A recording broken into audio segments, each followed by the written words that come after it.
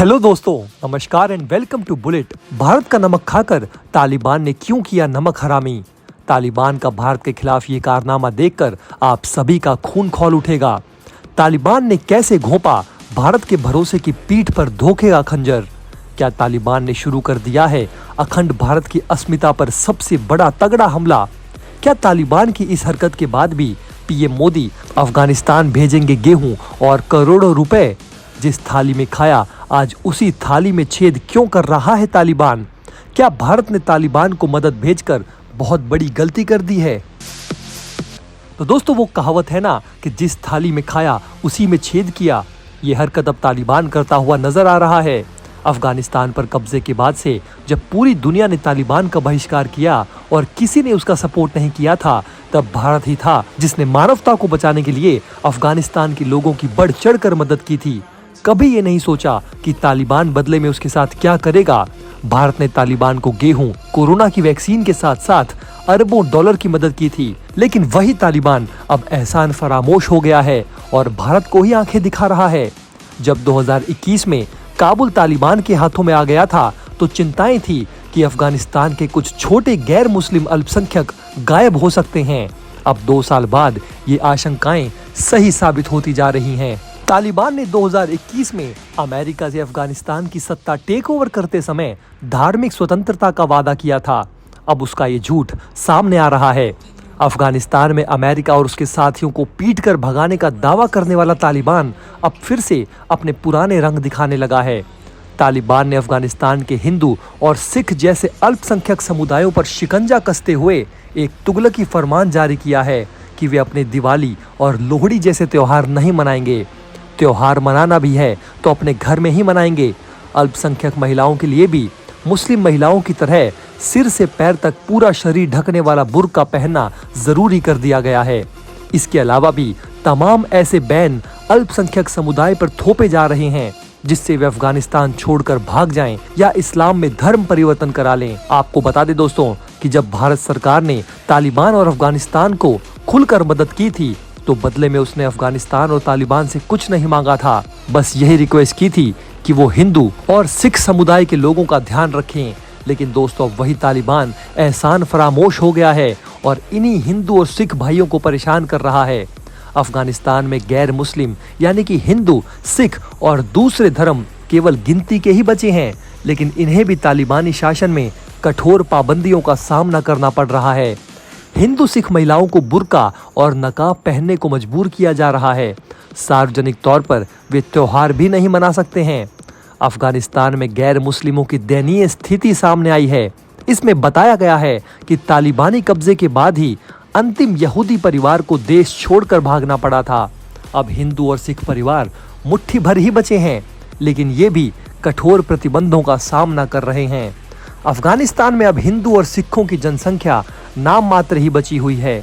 वहीं अब तालिबान उनके त्योहार मनाने पर प्रतिबंध और मुस्लिमों की तरह कपड़े पहनने को लेकर मजबूर कर रहा है।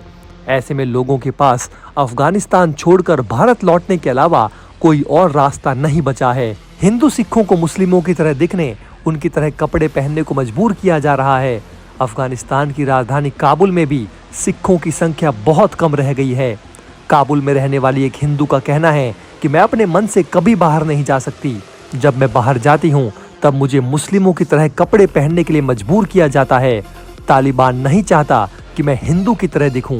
तालिबान आए दिन रिलीजियस फ्रीडम के वादे करता रहता है, लेकिन इसी दौरान हिंदू और सिख परिवारों ने बड़े पैमाने पर अफगानिस्तान से पलायन भी किया है, जो बहुत बड़ी चर्चा का विषय बना हुआ है। तालिबान ने भारत से कूटनीतिक रिश्ते बनाने के लिए हिंदुओं और सिखों के देश छोड़ने पर ऐतराज जताया था और उनकी सुरक्षा का वादा किया था, जो पूरी तरह से खोखले साबित हो रहे हैं। चोरी छिपे पलायन कर रहे हैं हिंदू, सिख और बाकी गैर मुस्लिम लोग।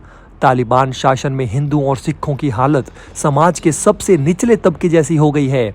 उनके सार्वजनिक रूप से अपने धार्मिक परंपराओं के प्रदर्शन करने, त्योहार मनाने पर रोक लगा दी गई है। ऐसे में हिंदू और सिख लगातार अफगानिस्तान छोड़ने की कोशिश कर रहे हैं।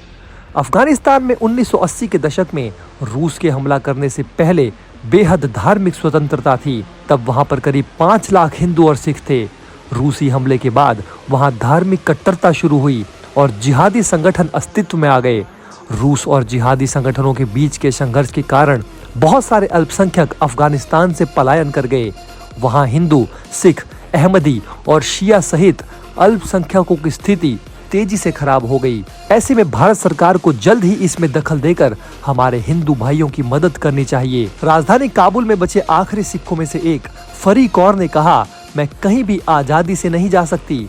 जब मैं बाहर जाती हूँ तो मुझे मुस्लिम की तरह कपड़े पहनने के लिए मजबूर किया जाता है ताकि मुझे सिख के रूप में पहचाना ना जा सके। कौर के पिता 2018 में पूर्वी शहर जलालाबाद में सिखों और हिंदुओं को निशाना बनाकर किए गए आत्मघाती हमले में मारे गए थे।